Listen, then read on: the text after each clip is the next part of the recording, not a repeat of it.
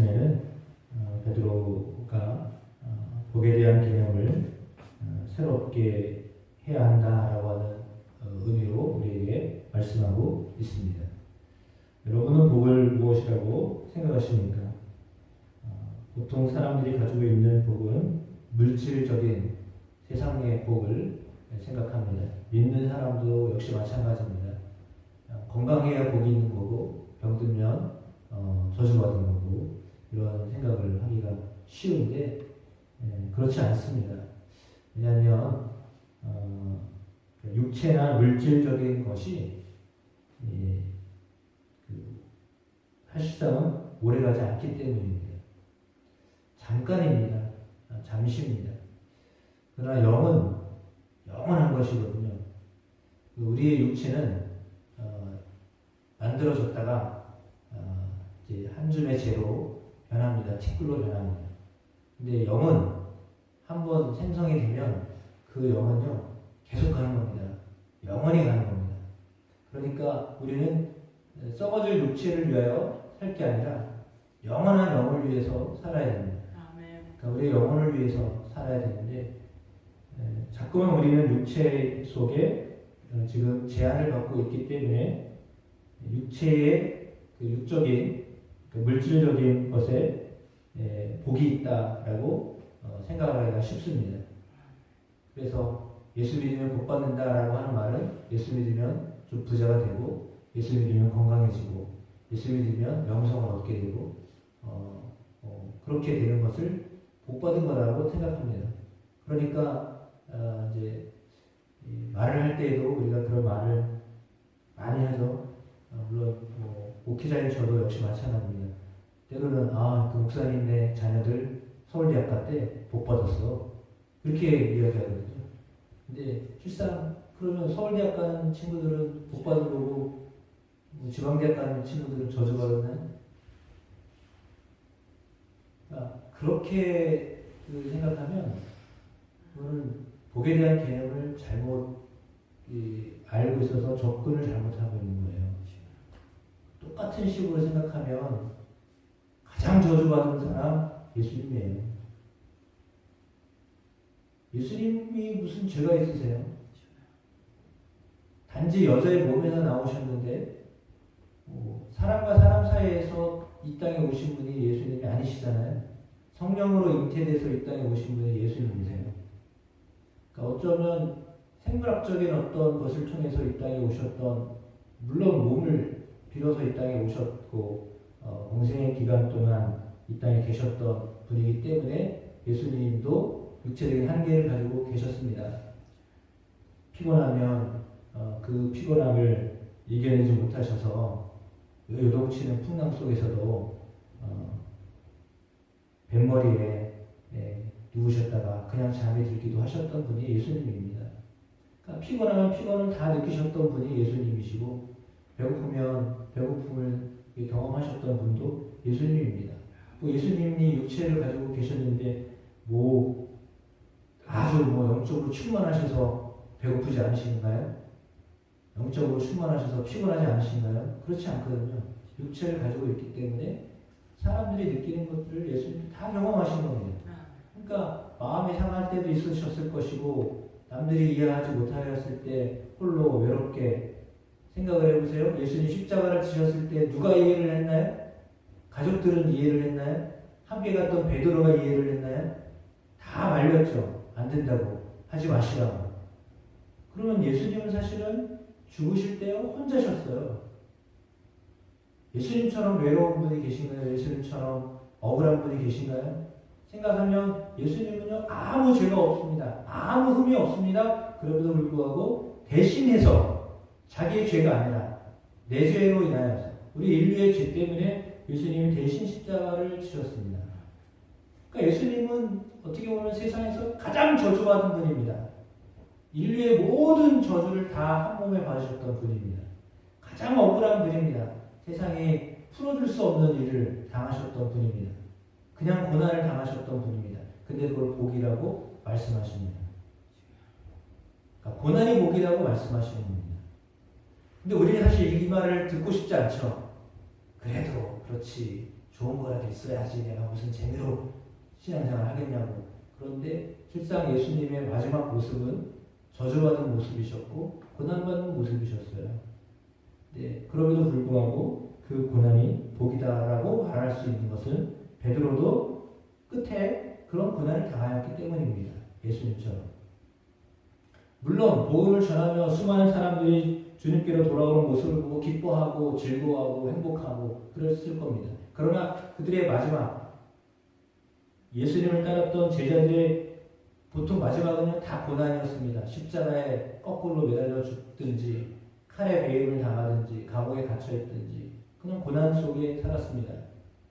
그러니까 우리가 지금 생각하고 있는 복과 예수 그리스도를 따랐던 예수님과 예수님을 따랐던 제자들의 삶의 마지막 모습은요 우리가 생각하고 있는 복하고는 전혀 관계없는 그런 고난의 길을 자처하면서 그것도 자처하면서 그 일을 행하셨던 사람들이에요.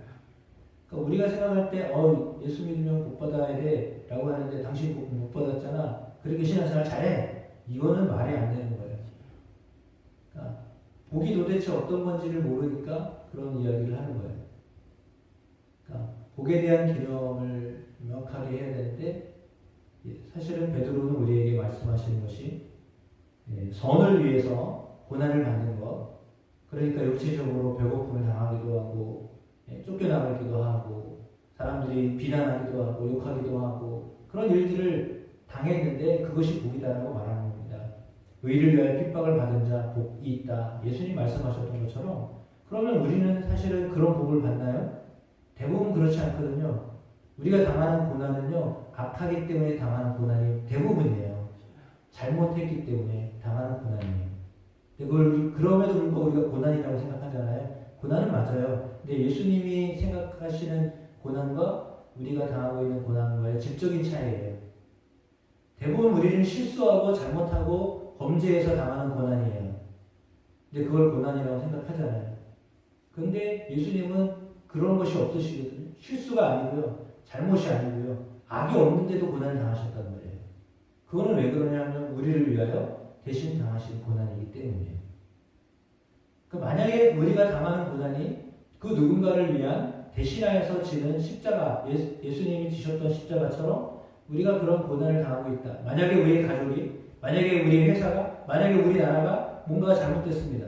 우리 교회가 잘못됐습니다. 그래서 내가 그것을 짊어지고 있다라고 하면 그거는 어떻게 보면 그 고난은 정말 선을 위해서 당하는 고난이죠. 그 고난은 누가 봐도 안 됐다라고 말할 수는 있을지 몰라도 하나님 오실 때는 선을 위해서 당하는 고난이에요. 대부분 그런가요? 그렇지 않거든요. 자기 입속 차리다가 어려워지고 힘들어지고 그렇게 되는 거잖아요. 대부분. 보통의 사람들이 그렇잖아요. 자기한테 다 유리한 쪽으로 하다가 자기의 꾀에 빠져서 어려움을 당하잖아요. 그 사실은 어떻게 보면 고난이라고 말할 수도 없는 고난이에요. 근데도 악으로 인하여 생겨나는 고난이 있는 반면에 성경이 말하고 있는 고난은 선을 행하였을 때 당하는 고난을 말하는 겁니다. 그러니까 선을 행했는데도 고난이 온다는 거죠. 그거를 인정하고 예수님을 생각해라. 예수님을 바라보아라. 라고 말씀하고 있는 겁니다. 그러니까 선을 행해도요 고난이 있어요. 근데 그 고난을 두려워하지 말고 받으라고 말씀하고 있는 겁니다. 그러니까 잘했는데도요 욕먹을 수 있어요. 잘했는데도요 비난을 받을 수 있어요. 잘했는데도요 불평하는 사람들이 있을 수 있어요. 여러분 그걸 그럴 수밖에 없어요. 예수님이 그러셨는데 뭐 예수님 당하셨으면 아무 흠이 없는 분도 그런 고난을 당하셨는데 우리가 무슨 허물이 없는 사람이에요? 우리도 다 허물이 있잖아요. 약점이 다 있잖아요. 다 누군가에게 그 약점이 다 있단 말이에요. 그럼에도 불구하고 그냥 우리가 마음이 상하잖아요. 그런 말로 당하는 고난이 제일 큰 고난 아니에요? 보면 그런 것 같아요. 다른 사람이 하는 말 때문에 상처를 받잖아요. 근데 뭐 어쨌거나 그런 말로 인하여서 우리가 고난을 당한다고 하여도 오늘 말씀에 통하여서 우리가 보는 것처럼 우리의 마음이 항상 소망에 대하여서 대답할 준비를 하고 온유함과 또 두려움으로 선한 양심을 가지고 살아가면 하나님은 그렇게 살아가는 사람을 복된 사람이다 라고 말씀하시는 겁니다. 우리의 마음의 상태가 항상 어떤 상황이 와도 내가 어떤 이야기를 듣거나 대부분 고난이 말로 인해서 오는 것이기 때문에 그 말을 어떤 말을 들어도 그 말에 여러분이 상처가 되지 않게 되기를 축복합니다. 상처를 받으시지 마셔야 돼요. 이론적으로는 쉬운데 이게 감정이기 때문에 어려운 거잖아요. 근데 그 훈련을 하셔야 돼요. 비난하는 소리를 들어도요, 그냥 그런가 보다 이러고 넘어가실 수 있어야 돼요. 그리고 묵상을 뭐 해야 되냐? 말씀을 묵상하셔야 돼요. 그리스도를 묵상하셔야 돼요. 주님이 이런 길을 가셨는데 나도 이 길을 가야지. 이렇게 묵상하셔야 돼요. 근데 그게 아니라 상처받은 걸 생각하면요, 상처 준 사람을 묵상을 해요. 그때 나한테 이런 얘기했지. 진짜 마음 아프다. 근데 이제 말만 하면 또다시 생각이 나잖아요. 그래서 그 말 때문에 또 상처를 받아요. 근데 사실 말씀드리지만 이야기한 사람은 다 잊어버려요. 자기가 뭔 말했는지도 몰라요. 근데 받은 사람이 받는 거예요. 그러니까 상처받은 사람이 사실은 계속 상처를 받아요. 그러니까 여러분이 상처를 받지 않게 되기를 축복합니다.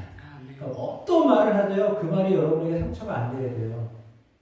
그럴 만큼 여러분이 강해지셔야 돼요. 여러분의 심령이요, 강해지셔야 돼요. 누가 무슨 말 한다고, 그럼 나 안 가. 그 사람하고 나 말도 안 할 거야. 근처도 안 간다. 야, 내가 같이 다니면 뭐 성을 바꿔버리지. 그러니까, 여러분, 이게, 그렇잖아요. 구더기 무서워서 장을 난다느냐고. 이게, 아픔이 있을수록, 아픔이 있지만, 그 아픔을 통해서 우리가 더 치유함을 받는 거예요. 고난이 있을수록요, 고난 때문에요, 더 강한 고난이 와도 이겨낼 수 있는 거예요.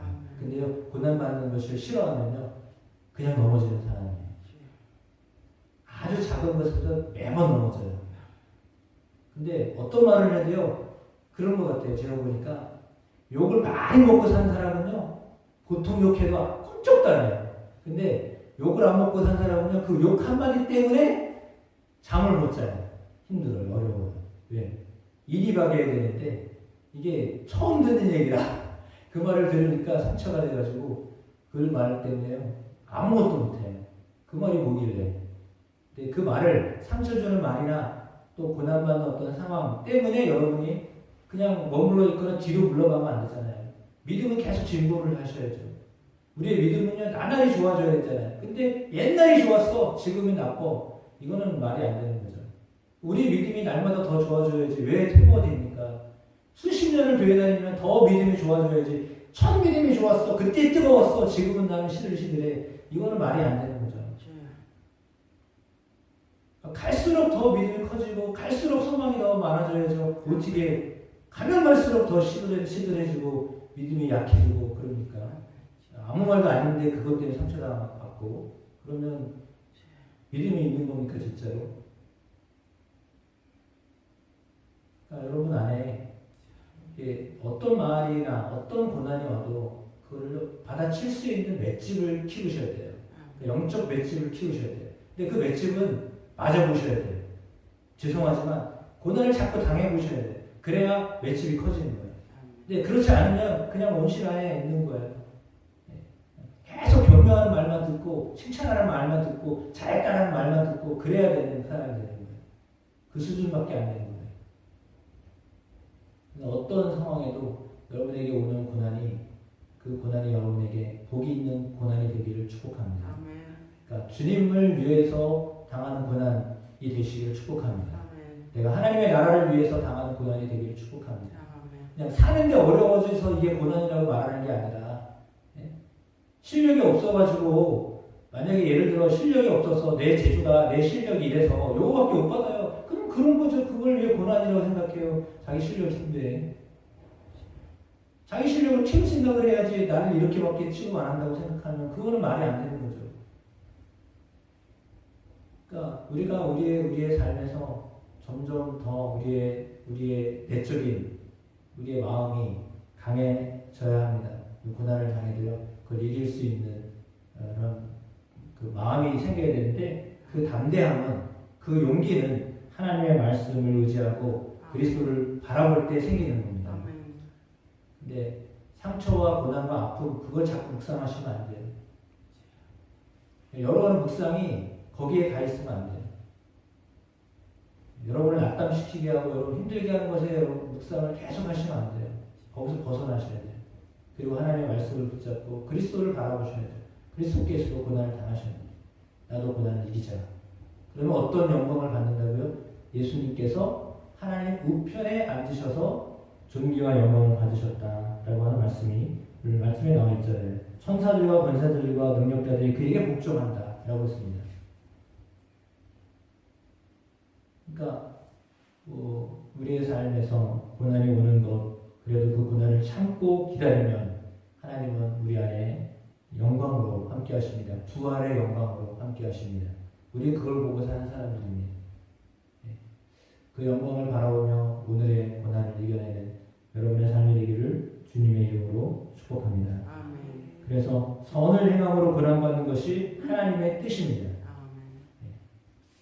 선을 행함으로 고난받는 것이 하나님의 뜻입니다. 그 일에 기쁨으로 맞이하고 감사함으로 살아가는 저와 여러분 모두가 되기를 주의 이름으로 축복합니다.